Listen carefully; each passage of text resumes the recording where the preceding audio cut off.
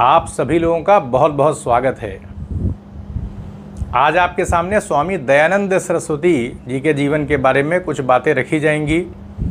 ज़िंदगी में ऐसा कभी कभी होता है कि हम अपनी इच्छा से जो है वो घर छोड़ते हैं, यानी हमारा संसार में मन नहीं लगता है तो हम संसार को छोड़ देते हैं। और कह सकते हैं कि इस संसार की सच्चाई जो है वो या कह लीजिए कि आध्यात्मिकता की खोज जो है वो इंसान को कहीं ना कहीं प्रेरित करती है घर छोड़ने के लिए। और कभी कभी ऐसी परिस्थितियां हो जाती हैं कि हमें मजबूरी के तहत घर छोड़ना पड़ता है।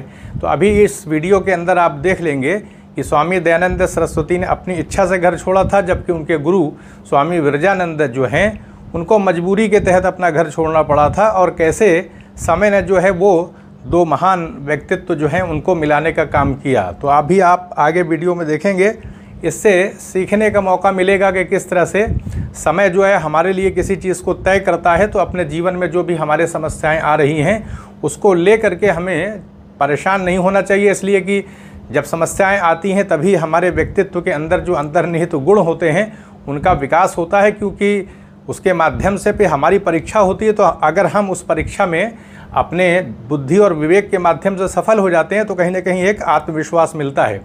तो हम ये देख लेंगे कि स्वामी दयानंद सरस्वती का जो जीवन है उसको कई पक्षों में देखने की कोशिश की जाएगी। सबसे पहले हम जन्म देख लेते हैं। तो जन्म के बारे में बात की जाए तो गुजरात में जन्म हुआ था। 12 फरवरी 1824 को जन्म हुआ था। टंकारा जो है वो इलाका है, वहाँ पैदा हुए थे। मोरबी ज़िला है गुजरात में, काठियावाड़ इलाके में। करशन जी लाल जी त्रिवेदी जो है वो पिता हैं, और यशोदाबाई जो है वो माता हैं स्वामी दयानंद सरस्वती की। बचपन मानी सी बात है कि ब्राह्मण फैमिली में पैदा हुए थे, तो एक वातावरण जो एक धार्मिक वैसे भी उनको उपलब्धता मिला हुआ था। लेकिन शुरू से ही आप देखेंगे कि स्वामी दयानंद सरस्वती का जो मन है बचपन से ही जो है वैराग्य की तरफ कहीं ना कहीं था। वो घर वालों से, अपने माता पिता से प्रश्न पूछा करते थे, बहुत ही विचित्र सवाल पूछा करते थे, जिसको लेकर के माता पिता कहीं ना कहीं उनके मन में शंकाएं भी होती थी, वो आश्चर्य में पड़ जाते थे। जैसे कि 8 साल की उम्र में शिवरात्रि के दौरान जो है वो शिव मूर्ति के सामने बैठे हुए थे, तो कहा जाता है एक चूहा जो आया वो प्रसाद खाने लगा, उसके बाद वो शिव मूर्ति पर चढ़ गया चूहा। तो अब 8 साल की उम्र थी, तो बच्चों के जहन में बातें आती हैं। तो उन्होंने सोचा स्वामी दयानंद सरस्वती ने कि शिव जो है जब अपनी रक्षा इस चूहे से नहीं कर पा रहे हैं तो संसार की सुरक्षा क्या करेंगे। तो ये विचार कहीं ना कहीं आया, तो एक वैराग्य की भावना मन में पैदा हो गई। फिर उनके चाचा का भी देहांत हो गया, छोटी बहन की मृत्यु हो गई। तो इस तरह से संसार की वास्तविकता को लेकर के बचपन से ही उनके मन में कहीं ना कहीं एक वैराग्य की भावना, एक उत्सुकता पैदा हुई कि संसार का क्या स्वरूप है, वास्तविक सच्चाई क्या है, इसको कैसे जाना जाए। तो ये सब बातें उनके मन में चल रही थी। हालांकि किशोरावस्था में ही उनकी सगाई कर दी गई थी, लेकिन फिर वो आप कह सकते हैं 21 से 22 साल की उम्र में घर उन्होंने छोड़ दिया था। तो यानी 1846 के आसपास जो है उन्होंने अपना घर जो है वो त्याग दिया। उसके बाद वो भ्रमण करते रहे, लगातार भ्रमण करते रहे। तो यहाँ पर अभी एक पहला कह सकते हैं कि वीडियो का पार्ट यहीं पर मतलब रोक करके आपको दूसरा पक्ष दिखाया जाएगा, ताकि ये बात समझ में आए कि घर जब छोड़ा, लगातार भ्रमण करते रहे, अध्ययन करते रहे, उसके बाद कैसे परिस्थितियाँ जो है वो उनको जो है मथुरा ले गई और कैसे स्वामी विरजानंद से वो मिले। तो थोड़ा सा स्वामी विरजानंद का जीवन भी हम देख लेते हैं तो पता लगेगा। स्वामी विरजानंद जो है वो जालंधर में पैदा हुए थे। 6 साल की उम्र में चेचक की वजह से उनकी आंख जो है उसकी रोशनी चली गई थी, यानी काफ़ी कम हो गई थी। और उसी दौरान उनके पिता का भी देहांत हो गया, जबकि वो संस्कृत भाषा का प्रारंभिक स्तर पर अध्ययन कर रहे थे। तो उनको अपने बड़े भाई और भाभी के ऊपर निर्भर रहना पड़ गया। सही व्यवहार क्योंकि घर में नहीं हो पाया, जिसकी वजह से मजबूरी में उनको अपना घर छोड़ना पड़ा। अब वो ऋषिकेश चले गए। जब वो ऋषिकेश चले गए तो 3 साल तक वहाँ पर योग साधना में यानी तपस्या में लीन रहे। उसके बाद फिर वो हरिद्वार चले आए। वहाँ पर स्वामी पूर्णानंद गिरी उनको मिले, जो कि संस्कृत व्याकरण के बहुत बड़े ज्ञाता थे। तो स्वामी पूर्णानंद गिरी ने संस्कृत भाषा के व्याकरण को लेकर के उनके अंदर प्रेम पैदा किया। फिर संस्कृत भाषा का उनको ज्ञान काफ़ी मतलब अच्छे स्तर का प्रदान किया। उसके बाद संस्कृत साहित्य में जो है वो आपके स्वामी जो विरजानंद है उनका काफ़ी एक उनकी पकड़ हो गई। उसके बाद फिर उनको संन्यास में दीक्षित किया स्वामी पूर्णानंद गिरी ने। उसके बाद जब संस्कृत भाषा में एक पकड़ हो गई तो फिर और ऊंचा अध्ययन करने के लिए वो काशी चले आए, क्योंकि संस्कृत भाषा का बहुत बड़ा केंद्र था। तो काशी में 10 साल वो रहे, काफ़ी लंबा अरसा वो रहे। यहाँ पर वो जो है फिर वेदों का अध्ययन किया, उन्होंने मीमांसा का अध्ययन किया, वेदांत का अध्ययन किया, काफ़ी गहन अध्ययन किया। और 10 साल का एक अरसा होता है, तो काशी के अंदर एक काफ़ी ख्याति उनको संस्कृत के क्षेत्र में मिल गई थी। उसके बाद फिर वो गया चले गए, कुछ वर्ष वहाँ रहे, और फिर कह सकते हैं जो षड दर्शन हैं, जो यानी उपनिषद जो हैं, उनका भी गहन अध्ययन किया, सारे उपनिषदों को बहुत डीप में जा कर के पढ़ा। फिर गया के बाद फिर वो कलकत्ता चले गए, जो उस समय जो है वो पूरे भारतवर्ष के अंदर कह लिए कि संस्कृत भाषा के जो भी विद्वान होते हैं उनको आकर्षित करने का बहुत बड़ा केंद्र था। कलकत्ता में भी काफ़ी ख्याति उन्होंने पाई संस्कृत भाषा का, जो जैसा कि उन्होंने अपना एक चमत्कार कह सकते हैं उसका साहित्य का दिखाया, तो संस्कृत भाषा के क्षेत्र में जो उनकी ख्याति थी वो कलकत्ता वासी उससे बहुत आकर्षित और अभिभूत हुए। उसके बाद फिर वो अलवर चले आए। महाराजा जो अलवर के थे उन्होंने उनके मतलब आग्रह पर वहाँ पे गए और शब्दबोध नामक एक पुस्तक भी लिखी। उसके बाद फिर सोरो चले गए और फिर उसके बाद वो मथुरा चले गए, जहाँ 1859 ईस्वी में आप देखेंगे कि स्वामी दयानंद सरस्वती उनसे मिलते हैं। तो आपने देखा कि गुरु जो है वो कितने बड़े ज्ञानी थे, कितने प्रकांड विद्वान थे, वैदिक साहित्य भाषा और कह सकते हैं कि आप वेदों के कितने बड़े ज्ञाता थे। तो सीधी सी बात है कि प्रकांड विद्वान होने के कारण वेदों की सही व्याख्या जो है वो स्वामी दयानंद सरस्वती के सामने उन्होंने पेश किया।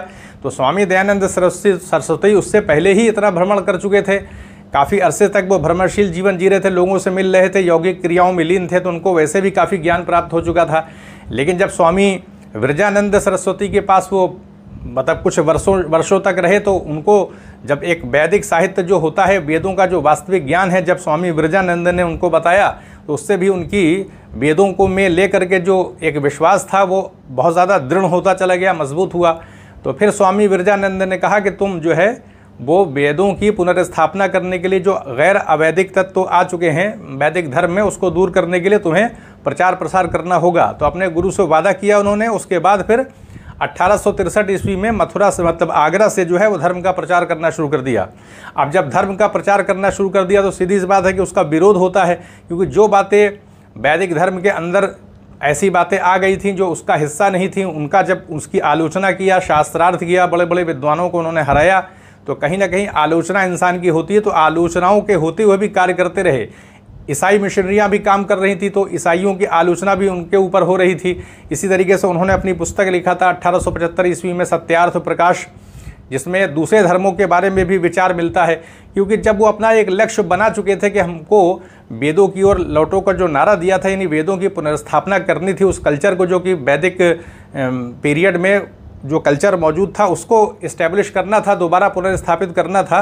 तो उनका एक लक्ष्य जो है वो बहुत दृढ़ था। तो उस अपने लक्ष्य को सिद्ध करने के लिए ज़रूरी था कि जो भी सनातन परंपरा में जो लोग अपना जीवन जी रहे हैं, हिंदू धर्म के अंदर हैं, वैदिक कल्चर को अपनाते हैं, तो दूसरा धर्म ना अपनाने पाएँ। इसलिए ज़रूरी था कि न केवल वेदों में अटूट विश्वास लोगों का पैदा किया जाए, बल्कि दूसरे धर्मों के प्रति लोग आकर्षित न हो। जिसके लिए उन्होंने जो भी अपना ज्ञान था उनके पास, उसको लेकर के दूसरे धर्मों के बारे में भी विचार देखने को मिलता है। लेकिन होता ये है कि जब हम दूसरे धर्मों के बारे में अपना विचार रखते हैं तो हमारे पास उस धर्म से संबंधित बहुत व्यापक अध्ययन होना चाहिए। इसलिए उनकी आलोचना भी हुई जो दूसरे धर्मों के बारे में उन्होंने की थी, क्योंकि उन्होंने अंग्रेज़ी भाषा का ज्ञान प्राप्त नहीं किया था और फिर अरबी भाषा से भी दूर थे। तो इसलिए फिर भी उन्होंने अपने जो भी उनका एक अनुभव था उसके आधार पर दूसरे धर्मों के बारे में उन्होंने विचार व्यक्त किया, जिसकी आलोचना हुई। तो तमाम तरह की आलोचनाओं के घेरे में रहते हुए भी वो अपने लक्ष्य के प्रति जो है वो जमे रहे, शास्त्रार्थ करते रहे। क्योंकि शास्त्रार्थ एक ऐसा माध्यम होता है, जब हम शास्त्रार्थ करते हैं तो उस क्षेत्र विशेष के लोगों को इसकी जानकारी होती है कि शास्त्रार्थ में क्या नतीजा निकल के आया। तो कहीं ना कहीं जब वो विजेता हो जाते थे स्वामी दयानंद सरस्वती, तो उस क्षेत्र में सुधार का काम चलता था और लगातार वो भ्रमण करते रहे। फिर उनके जहन में ये बात आई कि किसी भी विचार को जब संस्था का रूप दिया जाता है तो होता ये है कि जब हम कोई संस्था बना लेते हैं तो उस संस्था के तहत जब लोग दीक्षित होते हैं तो उस संस्था के नियमों का पालन करते हैं। तो इस तरह से आर्य समाज को, यानी आर्य समाज की स्थापना उन्होंने 10 अप्रैल 1875 को बम्बई में की थी। तो उसका उद्देश्य क्या था? उद्देश्य यही होता है कि जब वो इस तरह से काम कर रहे थे तो कोई एक संस्था होगी, तो उस संस्था के तहत जब लोग जुड़ते चले जाएंगे और जब संस्था की शाखाएं खुलेंगी तो उससे क्या होगा कि लोगों की संख्या बढ़ती जाएगी, तो कोई आंदोलन जो है मजबूत होता चला जाता है। तो जो वेदों की पुनर्स्थापना करने का उनका प्रयास था उसमें मजबूती आती। तो हम ये देखने की कोशिश करेंगे कि वेदों के बारे में उनका क्या विचार है। वो मानते थे कि वेदों के अंदर जो ज्ञान निहित है वो मतलब वैज्ञानिक बातें हैं, यानी वेदों का जो उद्देश्य है वो लोगों को विज्ञान की तरफ यानी वास्तविकता से जो है वो परिचित कराना और लोग अपने जीवन में उन्नति प्राप्त करें, इसका उद्देश्य था। वो मानते थे कि जो वेदों की व्याख्या की गई है उन व्याख्याओं में जो है विसंगति पैदा हुई है, न कि वेदों के अंदर कोई त्रुटि है। वेद जो है पूरी तरह से वैज्ञानिक हैं और लोगों के अंदर वैज्ञानिक दृष्टिकोण को विकसित करते हैं। हालांकि इसको लेकर के बहुत सारी आलोचना भी उनकी की गई है कि जो उन्होंने वेदों की व्याख्या किया, वो बताते हैं कि जो 4 वेद हैं उसके अंदर जो ज्ञान है वो ईश्वरीय है, यानी वो वेदों को ईश्वरीय एक तरह से कह सकते हैं कि ईश्वरीय अभिव्यक्ति बताते हैं वेदों को। और फिर बताते हैं कि जो उपनिषद हैं और जो ब्राह्मण ग्रंथ हैं जो कि जिसमें कि वेदों की व्याख्या की गई है, तो ब्राह्मण ग्रंथ क्योंकि दूसरों की व्याख्याएं हैं, तो ऐसे में उसी सीमा तक उनको ब्राह्मण ग्रंथों को स्वीकार किया जा सकता है। जैसे गोपद ब्राह्मण है, ऐतरेय ब्राह्मण है, शतपथ ब्राह्मण है। तो ये जो ब्राह्मण ग्रंथ हैं, वेदों की व्याख्या की गई है, चारों वेदों की व्याख्याएं जो हुई है, तो मानी सी बात है कि उसकी व्याख्या दूसरों ने किया है, तो ऐसे में उन व्याख्याओं में त्रुटियां हो सकती हैं। तो उसी सीमा तक उन व्याख्याओं को स्वीकार किया जा सकता है जिस सीमा तक वो वेद से सुसंगति रखते हैं, सुसंगत है, वो कॉम्पेटेबल हैं। फिर आप देखें कि वो जो पुराण हैं, जो उपपुराण हैं, उसको पूरी तरह से मानते हैं कि वो अवैधिक बातों का प्रचार करते हैं। उसमें जो बातें हैं वो वेद से जो है सुसंगत नहीं, इसलिए पुराणों का निषेध कर देते हैं। बताते हैं महर्षि व्यास जो हैं वो उनकी रचना नहीं है पुराण जो हैं, तो इसलिए वो पुराणों को पूरी तरीके से रिजेक्ट कर देते हैं। पुराणों के अंदर जो व्यक्तिक परक ईश्वर की अवधारणा है उसको रिजेक्ट कर देते हैं। मूर्ति पूजा की जो बात है उसको अस्वीकार कर देते हैं। अवतारवाद की जो बात है उसको अस्वीकार कर देते हैं। वो बताते हैं कि इसमें बहुत सारे जटिल विचार और बहुत सारी ऐसी बातें हैं जो वास्तविक नहीं है, मनगढ़ंत हैं। तो ऐसे में उसको उन्होंने पूरी तरीके से रिजेक्ट कर दिया है। जो उपपुराण है उसको भी स्वीकार नहीं किया है। उपनिषदों की बात है, जो प्रथम 10 उपनिषद हैं उसको स्वीकार करते हैं। वो मानते हैं कि ऐसे उपनिषद जो कि वेदों के साथ उनके विचार सुसंगत हैं उनको स्वीकार किया जाएगा, लेकिन जो सुसंगत नहीं है तो उन उपनिषदों को भी हम स्वीकार नहीं कर सकते। तो इस तरीके से जो साहित्यिक कार्य होता है आलोचना का, क्योंकि साहित्य के माध्यम से समाज के अंदर, लोगों के अंदर एक संस्कार कहीं ना कहीं डेवलप होता है। तो जो मूर्ति पूजा की अवधारणा जो हिंदू धर्म के अंदर या वैदिक कल्चर में डेवलप हो गई थी, तो उसको तोड़ने के लिए ये ज़रूरी था कि वो पुराणों के अंदर, क्योंकि मूर्ति पूजा की बातें आई हैं, तो पुराणों को उन्होंने अस्वीकार किया, बताया ये वेदों से सुसंगत नहीं हैं। तो हमने ये देखा कि वो वेदों को मानते हैं कि वेदों के अंदर सारा ज्ञान निहित है और वेद जो हैं वो लोगों के अंदर वैज्ञानिक सोच को पैदा करते हैं। उनकी जो व्याख्याएं हैं उसमें विसंगति हुई, जिसके वजह से वेदों के बारे में लोगों को कहीं ना कहीं अविश्वास, शंका रहती है। तो इस तरह से पूरी तरीके से उन्होंने ये स्थापित किया और बताया कि जो ब्रह्म की सत्ता है, ब्रह्म जो है वो सर्वव्यापक है।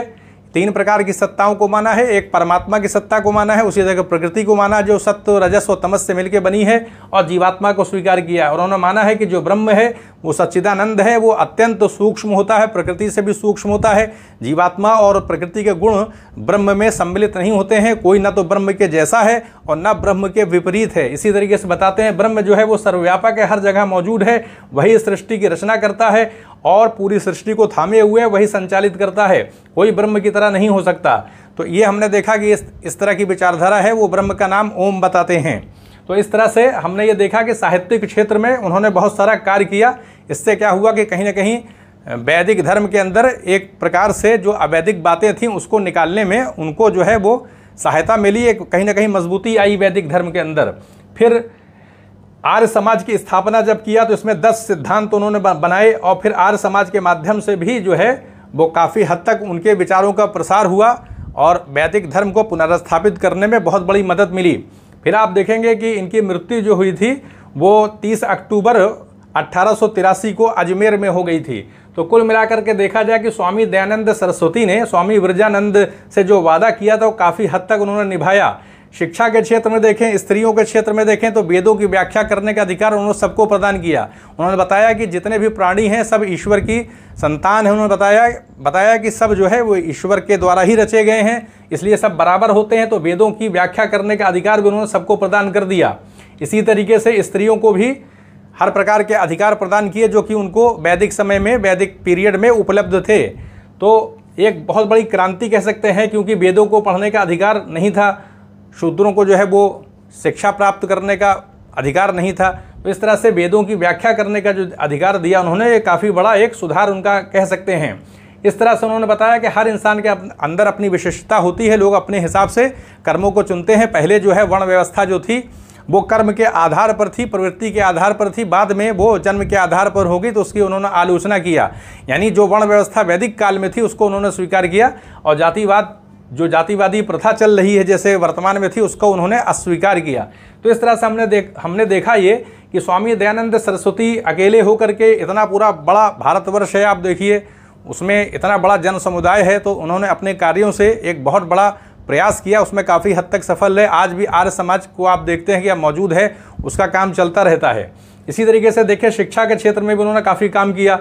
गुरुकुल की स्थापना का विचार भी उनके मन में आया। बाद में 1902 में लेखराम और मुंशीराम ने जो है वो हरिद्वार में गुरुकुल की स्थापना किया था। फिर आप देखें कि जब आर्य समाज की स्थापना 10 अप्रैल 1875 को बम्बई में की गई थी, तो 1877 को उसकी एक शाखा लाहौर में भी खोली गई थी। और फिर 1886 में जो है वो DAV स्कूल खोले गए, जो कि सरकारी शिक्षा प्रणाली के हिसाब से वैदिक तत्वों को लेते हुए थे। दयानंद एंग्लो वैदिक स्कूल जो है स्थापित किए, जो पूरे उत्तर भारत में बाद में फैले। तो शिक्षा के क्षेत्र में भी स्वामी दयानंद सरस्वती का कह सकते हैं कि जो उनका एक वैचारिक आयाम था उसका फल मिला। फिर स्वराज की अवधारणा सबसे पहले स्वामी दयानंद सरस्वती ने दिया था, भारत भारतीयों के लिए है। ये विचारधारा भी स्वामी दयानंद सरस्वती की है। आधुनिक भारत के निर्माताओं में से क्या कह सकते हैं, इनको गिना जाता है स्वामी दयानंद सरस्वती को। तो इस तरह से हम देखते हैं कि बहुत बड़ा योगदान दिखाई पड़ता है। फिर हम 1892 में अगर देखें तो क्योंकि वेदों की व्याख्या करने का अधिकार दिया था, मांसाहारी और शाकाहारी भोजन के मामले में बातें जो है विवाद जब देखने को मिला, तो आर्य समाज 1892 में 2 भागों में बंट गया था। तो इस तरह से स्वामी दयानंद सरस्वती ने अपने गुरु से जो वादा किया था और जो उनका उद्देश्य था वो काफ़ी हद तक उसमें सफल रहे। ये बात सही है कि उनकी जो पुस्तक है सत्यार्थ प्रकाश, उसको लेकर के बहुत सारे विवाद देखने को मिलते हैं। जब ये पुस्तक छपी तो सिंध के इलाके में इसको प्रतिबंधित कर दिया गया था, क्योंकि स्वामी दयानंद सरस्वती वैदिक शिक्षा के ज्ञाता थे। दूसरे धर्मों का जो भी एक अनुवाद आधारित अध्ययन होता है उन्होंने किया था, उसके आधार पर उन्होंने अपनी विचारधारा प्रकट किया है। तो सीधी सी बात है कि उसका कहीं ना कहीं दूसरे धर्मों के विद्वानों के द्वारा विरोध जो है देखने को मिलेगा। तो यानी विद्वानों के अगर उसमें देखा जाए वातावरण में, देखिए परिवेश में, तो विद्वानों की आलोचना दूसरे विद्वान करते हैं, तो ये चीज़ें लगातार हर धर्म में भी चलती हैं। दूसरे धर्मों में भी आप देखेंगे जो व्याख्या की जाती है तो उसी धर्म के दूसरे विद्वान आलोचना करते हैं। तो ये आलोचना के आधार पर ही ज्ञान का विस्तार होता रहता है, इसी तरह से ज्ञान की वृद्धि होती चली जाती है। तो आलोचनाओं को लेकर के बहुत गंभीरता नहीं रखनी चाहिए, क्योंकि हर का अपना अपना मत होता है और उसे जो है उसकी आलोचना भी की जाती है। तो इस तरह से हमने देखा कि स्वामी दयानंद सरस्वती ने एक अकेले दम पे आप कह लिए कि जो एक उन्होंने एक विचार किया था कि वेदों की ओर लौटो का नारा, जो वेदों की पुनर्स्थापना करने का प्रयास है, तो उन्होंने उसको सिद्ध करने की कोशिश की। तो हमें शिक्षा यही लेनी है कि हम अगर किसी भी क्षेत्र में जाकर को कोई काम करना चाहते हैं तो उस काम को कर सकते हैं। होता ये है कि हमें जो है पूरी तरह से उसमें समर्पित होकर काम करना पड़ता है, फोकस करना पड़ता है, तब जाके कोई ना कोई सफलता जो है मिलती है। तो फिर किसी दिन आपके सामने किसी और व्यक्तित्व पर वीडियो आपके सामने पेश किया जाएगा। तो चैनल को सब्सक्राइब भी करें, शेयर भी करें। आप सभी लोगों का बहुत बहुत धन्यवाद।